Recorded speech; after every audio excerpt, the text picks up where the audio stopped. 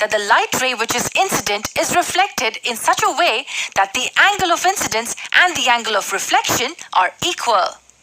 And the second one says that the incident ray, the reflected ray, and the normal all lie in the same plane.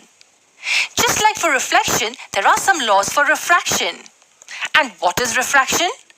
Refraction is the change in direction of light as it passes across the boundary separating two media caused by its change in speed. If the refractive medium is optically denser compared to incident medium, then the refracted ray will bend towards the normal. And if it's optically rarer, it will bend away from the normal.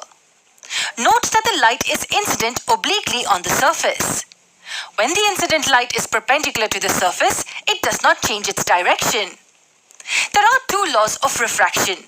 Among them, the first one is same as the second law of reflection. Consider light traveling from some medium 1 to another medium 2, which is optically denser than medium 1. So its speed in medium 2 decreases and it bends towards the normal. The first law of refraction says that the incident ray, refracted ray, and the normal at the point of incidence all lie in the same plane. It means that if I were to draw this on a piece of paper, they all will be on the plane of paper and not out of the paper. What about the second law?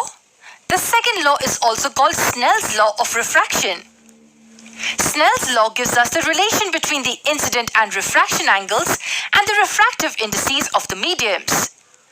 What is the refractive index of a medium?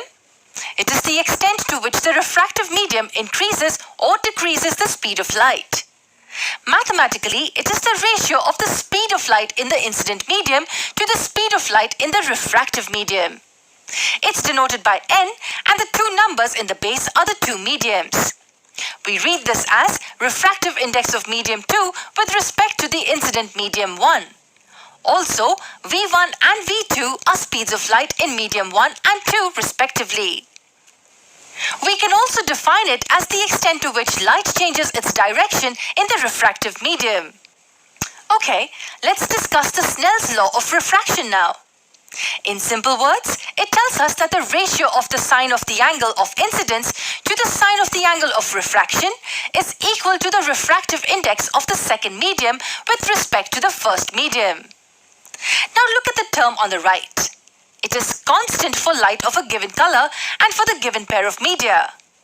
This is the basic idea of Snell's law, and there are different ways in which we can understand it. In the previous video, we'd seen what n/1 means.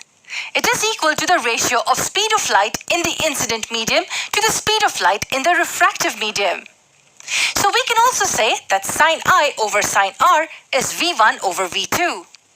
There's yet another way to understand this. We may want to understand the ratio in terms of the absolute refractive indices of the medium.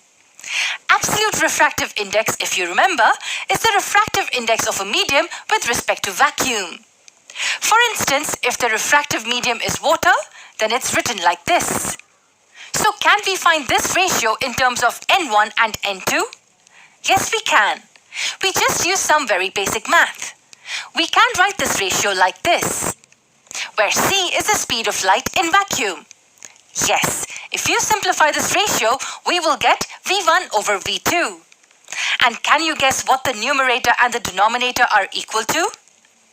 That's right. This is nothing but the absolute refractive index of medium 2, and this is the absolute refractive index of medium 1. That was another way of understanding the Snell's law.